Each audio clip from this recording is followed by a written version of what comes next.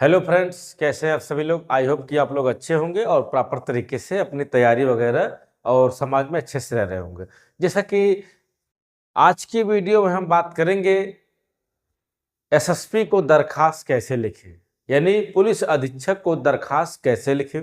आज की वीडियो में हम इस टॉपिक पर डिटेल में चर्चा करेंगे और साथ ही साथ आपको पूरा प्रारूप बताएंगे, एक प्रारूप बताएंगे कि किस तरह से आप एसपी साहब को दरखास्त लिख सकते हैं। आपको किसी अधिवक्ता की जरूरत नहीं पड़ेगी, किसी पढ़े लिखे की जरूरत नहीं पड़ेगी।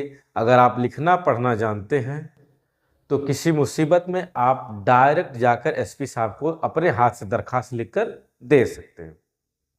किसी की जरूरत उसमें नहीं पड़ेगी।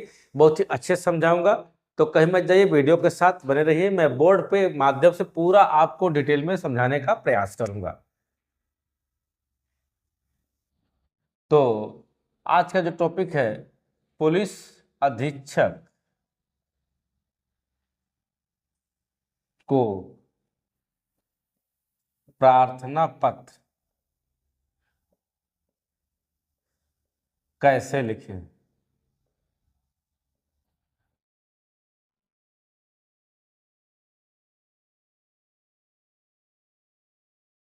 इसी टॉपिक पर हम आपको पूरा डिटेल में समझाने वाले हैं। अगर आप चैनल पर पहली बार हैं तो चैनल को सब्सक्राइब कर लीजिए, क्योंकि मेरे यूट्यूब चैनल पर आपको कानून से संबंधित सारी जानकारियां प्रोवाइड कर जाती हैं, जो कि आज के डेट में समाज में जरूरत पड़ती है। मान लीजिए, जब भी आप कोई प्रार्थना पत्र देते हैं तो किसी समस्या से पीड़ित होते हैं, या तो वो मैटर सिविल का होता है या क्रिमिनल का होता है। तो सिविल का मैटर हम एसडीएम साहब के यहाँ देते हैं, अगर क्रिमिनल संबंधित मैटर है तब हम एसपी साहब के यहाँ देते हैं। तो एसपी साहब के जो दरखास्त लिखनी है वो कैसे लिखी जाएगी, उसके पहले आप थाने पर दरखास्त देते हैं। तो थाने पर दरखास्त लिख कर दे दिए होंगे, हम मैं मान के चल रहा हूँ। तो हमारा है एसपी साहब को दरखास्त कैसे देना है। तो देखिए, पहले तो हमको सादा पेपर लेना होगा।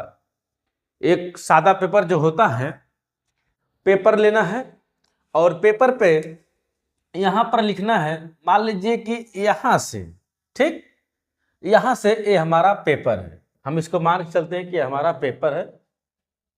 और यहां से लिखेंगे हम इतने ऊपर छोड़कर, कम से कम इतना छोड़ेंगे ऊपर, ठीक, इतना ऊपर छोड़ करके अब यहां से लिखेंगे सेवा में,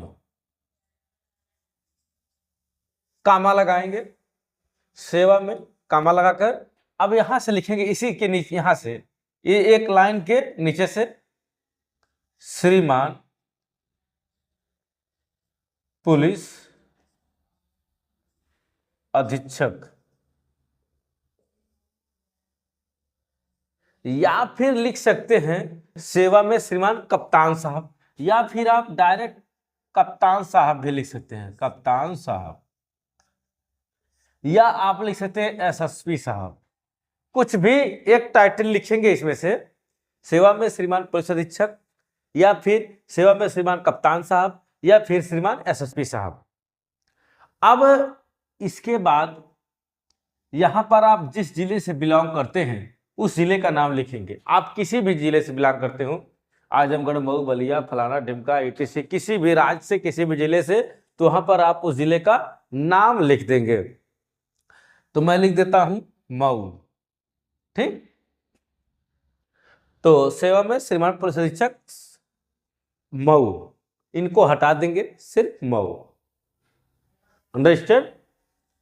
अब देखिए, फिर इसके नीचे से आएंगे महोदय, महोदय। फिर इसी के नीचे से लिखेंगे निवेदन है, निवेदन है कि प्रार्थी। अब अगर कोई पुरुष है तो प्रार्थी लिखेगा, अगर कोई महिला है तो प्रार्थनी, ठीक। प्रार्थी या प्रार्थनी। अब आप जहां के निवासी हैं, आप अपना यहां पर नाम लिखेंगे एक्स। मान लीजिए आपका नाम एक्स है, आपके पिता का नाम पुत्र, वाई वाई पुत्र। आप किस गांव के निवासी हैं, शाकिल लिख सकते हैं या फिर ग्राम लिख सकते हैं, ग्राम, जो भी आपका है। यहाँ पर ग्राम, थाना लिखेंगे पीएस, और डिस्ट्रिक्ट किस जिले से लिया करते हैं, जिला फला। जिला मऊ है तो मऊ लिख देंगे। के निवासी हैं, यहां तक हो गया, यहां के निवासी हैं, निवासी हैं। अब इस पे लिखेंगे प्रार्थी काफी शांतिप्रिय व्यक्ति है, का प्रार्थी मजदूर व्यक्ति है, प्रार्थी गरीब व्यक्ति है। इन सब चीजों को आप जिस भी कैटेगरी के आते हैं, गरीब है तो यहाँ पर गरीब लिख दीजिए, शांतिप्रिय व्यक्ति है शांतिप्रिय व्यक्ति लिख दिए, समाजसेवी है समाजसेवी लिख दीजिए। इस तरह की बातों को यहाँ पर मेंशन कर देते हैं अपने बारे में कि मेरा कैरेक्टर कैसा है। फिर उसके बाद अब लिखेंगे फला फला व्यक्ति, मतलब जो भी अन्य व्यक्ति होंगे उनके बारे में लिखेंगे कि यह मतलब जिनसे हमारा लड़ाई झगड़ा हुआ है उनके बारे में, थोड़ी से अपने बारे में लिखने के बाद उनके बारे में लिख देंगे कि फला फला व्यक्ति बहुत ही आपराधिक किस्म के व्यक्ति हैं, आए दिन हमको और हमारे परिवार को तंग व परेशान करते हैं, और किसी भी समय ये हमको धमकी देते हैं कि जान से मार देंगे, खत्म कर देंगे। इतना बात मेंशन करने के बाद अब आइए मुद्दे पर। जब घटना की बात आएगी तब यहाँ पर आप जहां भी आपका सेंटेंस खत्म होता है आप उस लाइन को चेंज कर देंगे। मान लीजिए यहाँ पर लाइन खत्म हुई, अब यहाँ से लिखेंगे, यहाँ से थोड़ी देर के बाद घटना दिनांक। हमेशा पैराग्राफ चेंज करके लिखिए, पैराग्राफ चेंज करेंगे तो एक अट्रैक्शन बढ़ेगा, जो भी साफ देखेंगे तो ना देखकर डायरेक्ट घटना दिनांक से देखेंगे। अब घटना दिनांक किस तारीख की घटना है उसको मेंशन कीजिए, समय कब है, कब समय हुई और कहां पर घटित हुई, यानी घटना स्थल। ये मोस्ट इंपॉर्टेंट है, किसी भी प्रार्थना पत्र की बहुत ही अच्छी जो लिखा माना जाता है उसमें घटना की तारीख होनी चाहिए, घटना स्थल होना चाहिए और समय होनी चाहिए कि किस समय वो घटना घटित होती है। उसके बाद अब आप लिखेंगे कि मैं जो भी घटना आपकी है आप अपने स्तर से घटना को लिख दीजिए उसमें, और जो जो व्यक्ति थे आपको मारे पीटे हैं उनके बारे में बताइए कि फला फला लोगों ने, इतने लोगों ने मिलकर मारा पीटा है। ठीक, और जब उनके बारे में लिख देंगे, घटना के बारे में पूरा विवरण लिख देंगे, तब आप लिखेंगे धमकी वगैरह दिए हैं ये सब भी मेंशन कर दीजिएगा उसमें। तब आप लिखेंगे कि मैं थाने पर गया और थाने पर कोई कार्रवाई नहीं हुई। ठीक है, मैं की जगह प्रार्थी शब्द यूज करिएगा, प्रार्थी, प्रार्थी या प्रार्थनी। थाने पर गए कोई कार्रवाई नहीं हुई, तब मजबूर होकर श्रीमान को प्रार्थना पत्र दे रहा है, मजबूर होकर श्रीमान को प्रार्थना पत्र दे रहा है। अतः नीचे से, अतः श्रीमान से प्रार्थना है कि थाना अध्यक्ष, जो भी थाना अध्यक्ष है को आदेशित करें, को आदेशित करें कि प्रार्थी का मामला दर्ज कर आवश्यक कार्रवाई करने की कृपा करें। प्रार्थी का मामला दर्ज कर आवश्यक कार्रवाई कृपा करें।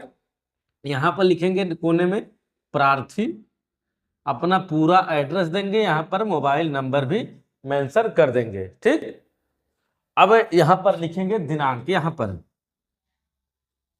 दिनांक, जिस डेट को आप दरखास्त दे रहे हैं उस तारीख की दिनांक होनी चाहिए।